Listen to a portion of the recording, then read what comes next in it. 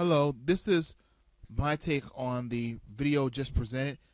I want to just shortly give a brief outline of what happened in the economy the last few years. Hello, this is presented by www.resumeforcomputerjob.com. It's my little take called The Economy, a Response. The problem.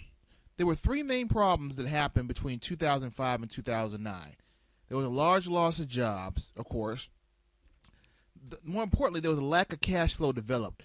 What happened? Now, that problem actually happened starting in about the mid-90s when the market started to skyrocket. Everybody was looking at capital gains.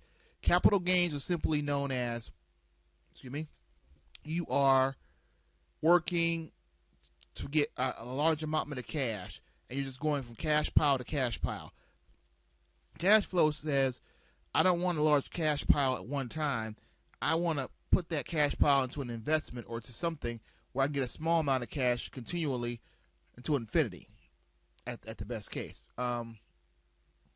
What happened was in the 90s when everybody was investing in derivatives and options and futures and the tech market was booming and companies with red balance sheets were selling for millions of dollars in capital.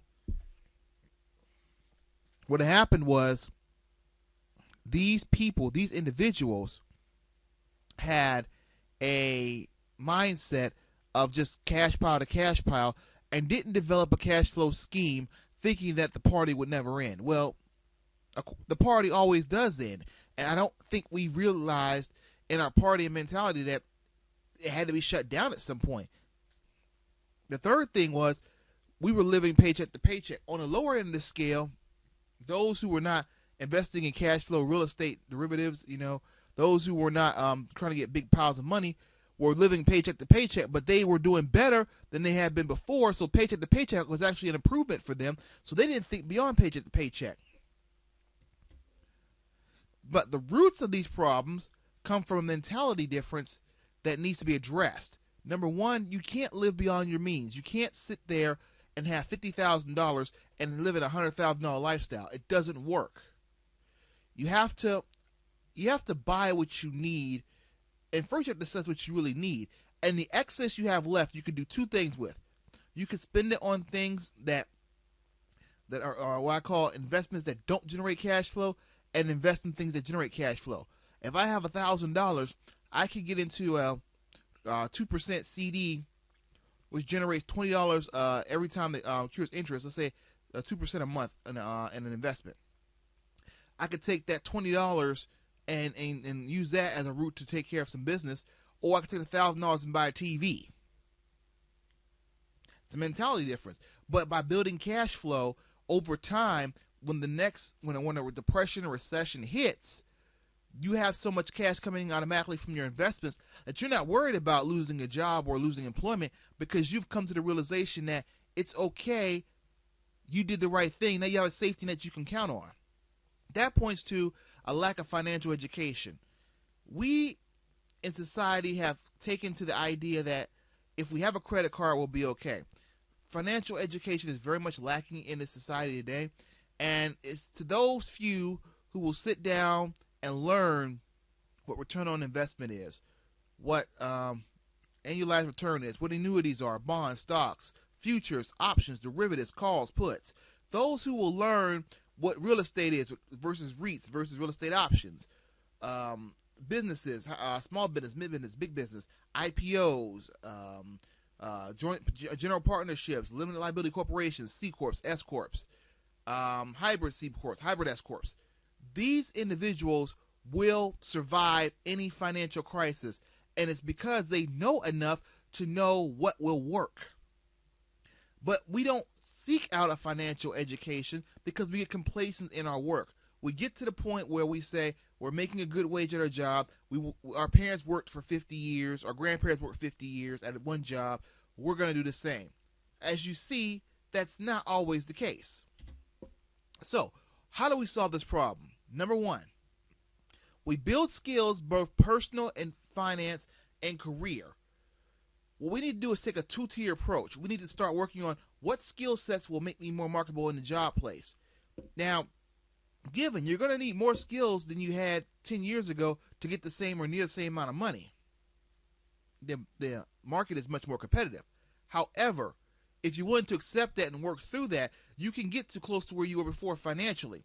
And when you get there, you have to exercise personal finance skills and start buying cash flow investments. An example is a low cash flow investment example is a bank account. If you have a money market account, that's a low cash flow investment, but that's a cash flow investment. To have a money market account and build money in there, it's better than you spending money on something that you really don't need or something that you're not going to like 6 months from now. Number 2, start investing in cash flow opportunities at all costs. If you know somebody who's buying real estate, you might want to partner with that person, work up under that person, learn how to pick good properties that maintain cash flow, and start buying them. The banks will give you leverage if you select good properties, and they'll make it cheaper for you to buy them.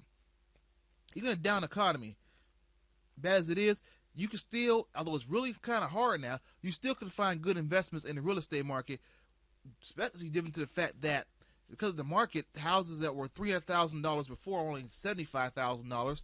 So because they're desperate to get out because they're getting foreclosed on, you can go to them and give them $45,000 and only owe $30,000 on the house. That gives them $15,000 to move out and pay off the loan and they'll be debt free. Even though you got the asset $45,000 title in your name, you can go to the bank and get the $45,000 and the $75,000 on the house.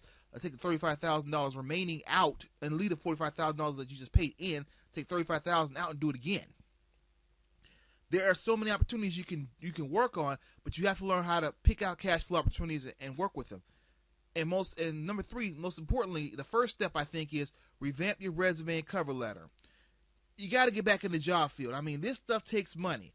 It doesn't necessarily take a job to get money, but at some point while you're starting off, you may want to continue working a 9 to 5 or 7 days or wherever you're working before, while you build up your cash flow investments such that you will have a day when if this happens again, you'll say, oh, the job market fell out.